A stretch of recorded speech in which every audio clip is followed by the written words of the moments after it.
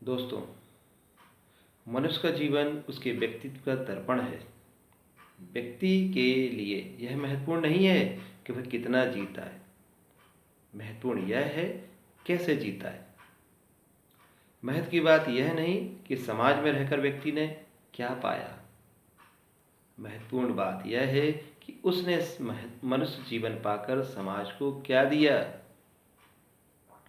जब मनुष्य जाति, कुल, धर्म और देश काल की सीमाओं से ऊपर उठकर कर्म करता है तो उसे मरने के बाद भी याद किया जाता है। ऐसे व्यक्तियों से समाज के लोग प्रेरणा ग्रहण कर अपना जीवन संवारते हैं और अपने व्यक्तित्व को निखारते हैं। ऐसे ही व्यक्तित्व कामयाब कहलाते हैं। इसके विपरीत कमज़ोर प्रकृति के व्यक्ति, जो प्रायः अंधविश्वासी होते हैं, रूढ़िवादी होते हैं तथा पारंपरिक होते हैं, समाज को दूषित करते हैं, प्रगति के बाधक होते हैं, सच्चा मार्ग प्रशस्त करने में आदर्श नहीं बनते हैं एवं पूर्णतया नाकामयाब रहते हैं। दूसरे का अनुसरण और प्रभाव ग्रहण करते हुए भी व्यक्ति समाज में अपनी पहचान बनाए रखता है। इसके लिए प्रत्येक व्यक्ति स्वतंत्र है। श्रेष्ठ व्यक्तियों से प्रेरणा ग्रहण करके व्यक्ति अपने आप को ठीक तरह जान सकता है, परंतु उसे अपना व्यक्तित्व स्वयं निखारना होता है। उसे वह देना होता है जिसकी समाज को ज़रूरत है।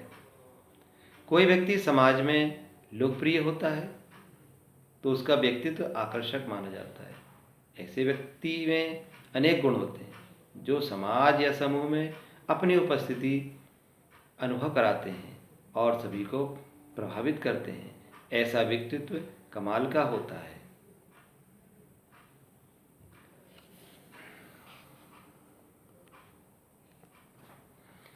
महात्मा गांधी, लिंकन, विवेकानंद, न्यूटन, अरस्तु, सुकरात, आइंस्टीन आदि व्यक्तियों ने अपने को पहचान लिया था, इसलिए उन्होंने जगत के रहस्य को भी जान लिया था।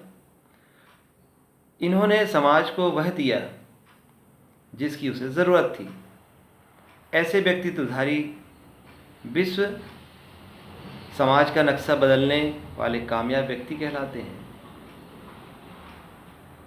इसके विपरीत समाज में हीन या कमज़ोर समझे जाने वाले व्यक्ति असफल माने जाते हैं।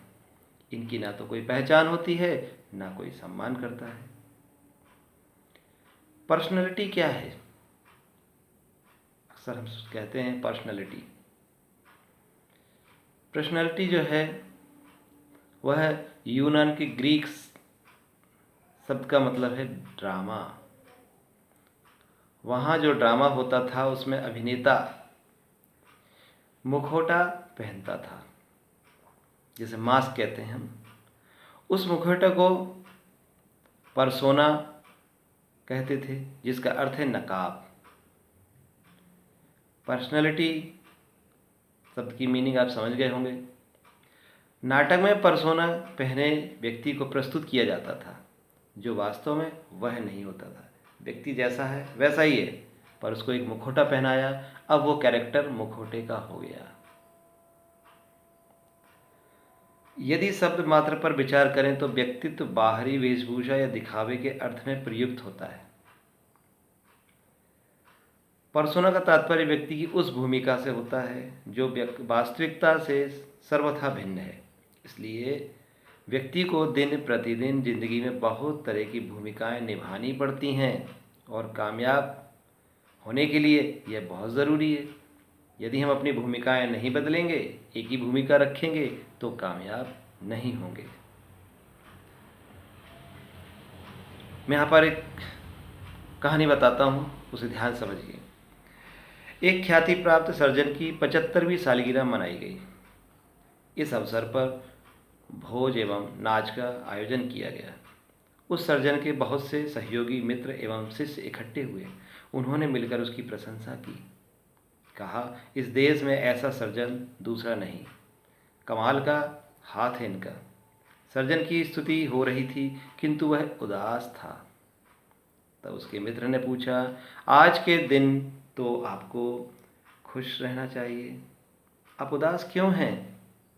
आपके सम्मान में इतना बड़ा आयोजन किया गया है, तो आनंद लें। सर्जन ने कहा, मत कहो यह बात, न पूछो मेरी उदासी का कारण। ऐसी क्या बात है, बताइए मुझे, मैं आपको कुछ सहयोग कर सकता हूँ, ऐसा उनके मित्र ने कहा।